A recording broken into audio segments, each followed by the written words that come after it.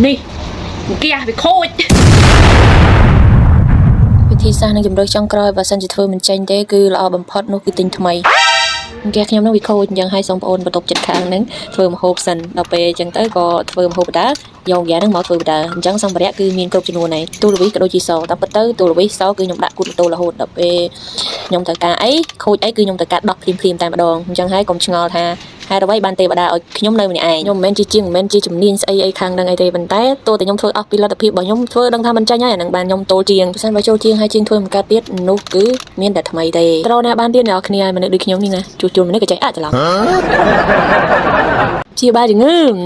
ចង់និយាយចឹងមិនមែនជួសជុលមនុស្សទេអាហ្នឹងជួសជុលមនុស្សដូចជួសជុលគ្រឿងចាក់គ្រឿងម៉ាស៊ីនអីផ្សេងបាត់ទៅហើយនេះអានេះបានគេហៅថាជួសជុលមិនមែនជួសជុលមនុស្សទេអ្នកគ្នាសាកទីលេងថាឆេះឬក៏អត់មើលចប់គឺអ្នកគ្នានឹងដឹងហើយថាលទ្ធផលនឹងវាទៅជាបែបណាធម្មតាទេនៅពេលដែលយើងនៅម្នាក់ឯងចឹងណាអញ្ចឹងហើយទោះបីក្រុមទោះបីឈឺក៏យើងទៅចាក់ថ្នាំទៅដុតសេរ៉ូមអីខ្លួនឯងដែរហើយបើសិនជាក្នុងផ្ទះក្នុងបន្ទប់យើងមានរបស់របរអ្វីមួយដែលខូចអញ្ចឹងយើងជួសជុលទៅដើម្បីឲ្យអស់ពីលទ្ធភាពរបស់យើងជៀសវាងក្នុងការចំណាយលុយដែលខ្ជះខ្ជាយយើងនៅម្នាក់ឯងអញ្ចឹងបើសិនជាយើងមិនធ្វើតើឲ្យអ្នកណាគេមកធ្វើមិនមែនដូចគេអ្នកមានគូមានដីមានប្រពន្ធនេះណាអ្នកមានស្នេហាសង្សារសងសើអីអាហ្នឹងបើសិនជាគេខូចអីគឺគេមកប្រាប់ហានេះហានអីគេនឹងឲ្យមកជួសជុលឲ្យមកធ្វើឲ្យហើយប៉ុន្តែយើងអត់ទេ